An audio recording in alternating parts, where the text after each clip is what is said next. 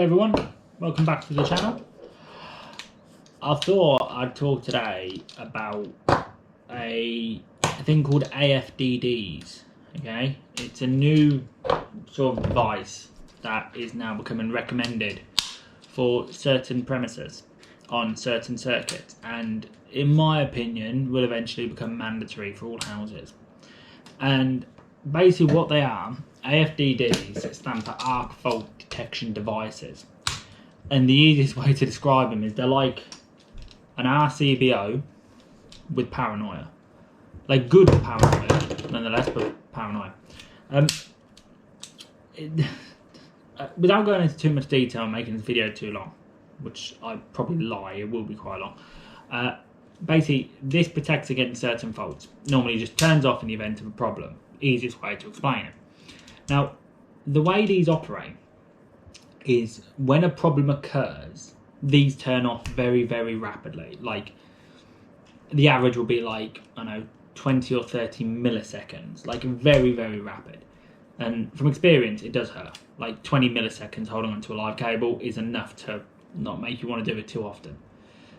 But that's what they do. They trip out. They wait for the problem to occur and they trip out really quickly. And when they do that problem, by tripping out so quickly, it should stop the fact of death, too much injury, or a fire from spreading. So the fire is about to arc, and the cable's about to arc and it turns off.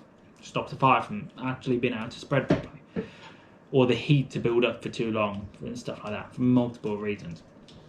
Now, firstly, I haven't got an AFDD to show you because they're so expensive. I'm not just going to buy one just to show you, because they are about £100 each.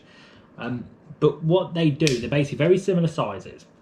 Still got a trip switch, still got a test button, and they've normally got a little light indicator on it that, you know, the colour will change depending on the type of problem.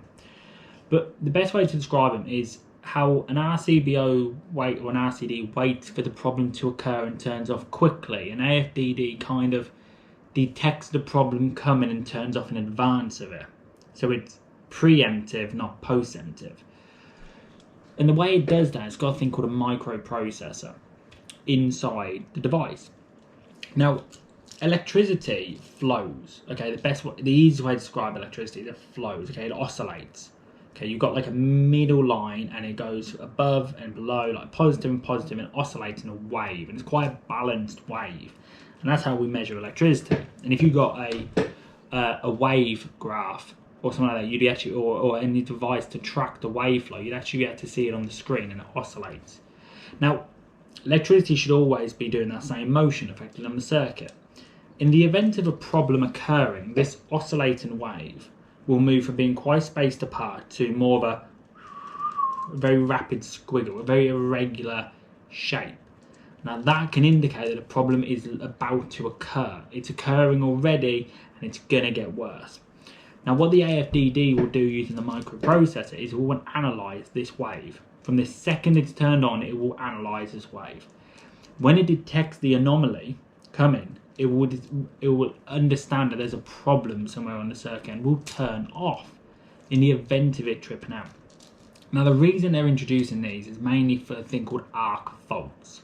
Okay, now an arc is one of the most common reasons a fire occurs, and an arc is kind of like a lightning. If you think of a lightning strike, that's what an arc is. It's electricity jumping from one point to another.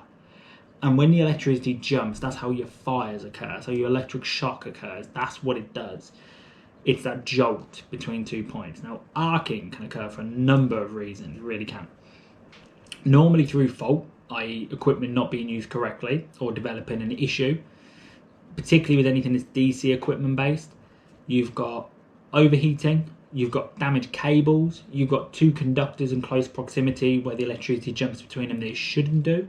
You've got electricity jumping between between live conductors and what we call my mind's gone blank. I can't think of the word of it. Basically, if you think of like your gas pipes or your water pipes or anything like that, and you've got a live cable near it, the electricity can jump if it's close proximity.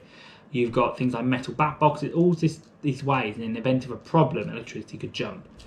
Now, AFDDs at the moment are only, according to the regulations, are recommended in certain premises on certain circuits. Well, actually, sorry, I rephrase that. They're mandatory now on certain circuits and certain premises. Not so much affecting the domestic field as of yet. Mainly it's applicable in things like socket circuits, and it's mainly applicable in things like high-rise buildings, like blocks of flats, care homes, HMOs, student accommodation, I think, and any other places where you believe a judgment is applicable for an AFDD.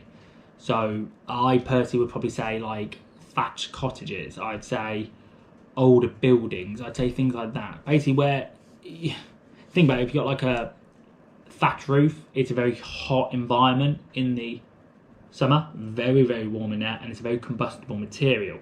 So that's where the electrician will take their judgment to see if it requires it or not. And that's basically what an AFDD is. Now, personally, they're recommended on certain circuits. I yet to hear anything where they are for domestic, unless it's property characteristics are at play. But mainly, it's for other premises. But I believe, personally, and speaking to other electricians, that they will eventually start introducing them for domestic. Probably anywhere between 5 and 10 years from now. Now, I'm just going to say this personally from my own experience. When they introduce these regulations, it's a good and a bad thing. So, RCBOs, for example, used to be extortionately expensive. They really did. And now, due to popularity, they're dropping in price. Manufacturers are becoming more more competitions out there. They're lowering their prices bit by bit. They've actually become quite reasonable with the prices. Now, AFDDs should do the exact same thing. Okay, they should start plummeting in price as popularity increases. But that's a double-edged sword. So there's nothing to say RCBOs are mandatory as of yet, and they still naturally come down due to popularity.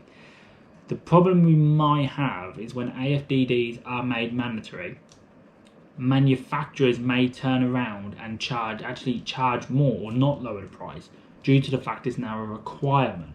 It's a way that they can capitalise on a regulation effectively. And I can neither say if they will or they won't. Normally they'll just copy what competitors are doing and follow them. So if competitors keep their price high, they'll keep their prices high. So if you are considering a fuse board upgrade, AFDD is a thing you could have now. You may be seriously future-proofed if you don't want to have a fuse board upgrade in the future. I would personally probably say you're going to be covered for anywhere between 10 and 20 years or so within a fuse board upgrade done now to AFDDs, with surge protection devices, with RCBO protection, all this stuff. It'd be the elite of the elite, effectively. But again, I'm yet to find anything that definitely says it's required. But so yeah, I mean, really, if you did want a fuse board upgrade, and just so you know, to an AFDD board, I would estimate an average fuse board for us to RCBOs with surge protection devices is about £750.